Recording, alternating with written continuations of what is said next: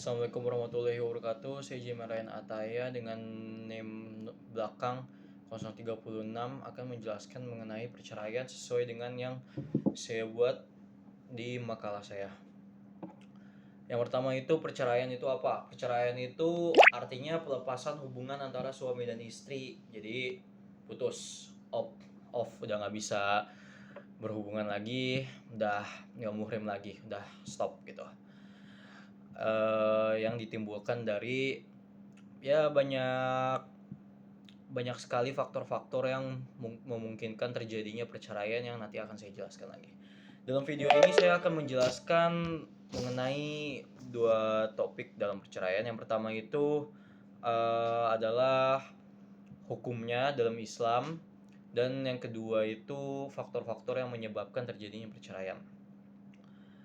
Yang pertama itu hukumnya itu tuh tergantung situasi dan kondisi itu dapat berubah dari wajib hingga haram, hingga makruh, hingga mubah. Jadi tergantung situasi dan kondisi antara suami istri mungkin saja bisa berbeda. Dan di dalam Quran itu pun tidak ada suruhan maupun larangan untuk melakukan perceraian, tapi diperbolehkan, walaupun Allah ini merupakan perbuatan yang sangat dibenci oleh Allah Subhanahu wa taala. Jadi kita langsung saja. Yang pertama itu wajib. Wajib ini terjadi apabila pasangan suami istri ini udah berselisihnya udah parah, udah nggak bisa lagi damai, udah nggak ada jalan keluar selain melakukan perceraian. Jadi dah selesai gitu, putus. Yang kedua itu sunnah. Sunnah ini apabila seorang istri itu tidak lagi memperhatikan perkara agama seperti lalai dalam sholat 5 waktu, atau juga tidak dapat menjaga kehormatan dirinya sendiri gitu. Haram itu apabila tidak sesuai tuntunan syariat, seperti kalau misalnya perceraian terjadi saat nifas, haid, atau suami sedang sakit. Yang keempat itu makruh. Makruh itu hukumnya makruh apabila suami dan istri itu masih bisa memperbaiki hubungannya, jadi tidak memerlukan adanya cerai gitu. Itu makruh, masih bisa damai, kenapa enggak kan. Lalu yang terakhir itu ada mubah. Mubah ini jika contohnya misalnya suaminya itu seorang pemabuk, yang kayak gitu kan pasti dampaknya negatif kan untuk istrinya, untuk keluarganya, dan itu bisa menjadi salah satu alasan terjadinya cerai yang hukumnya itu mubah gitu. Jadi berdampak negatif bagi bukan hanya suami dan istrinya, cuma segala orang yang ada di sekitarnya gitu. Sekarang faktor-faktor terjadinya perceraian itu yang saya bahas sekarang itu adalah 3. Yang pertama itu faktor ekonomi.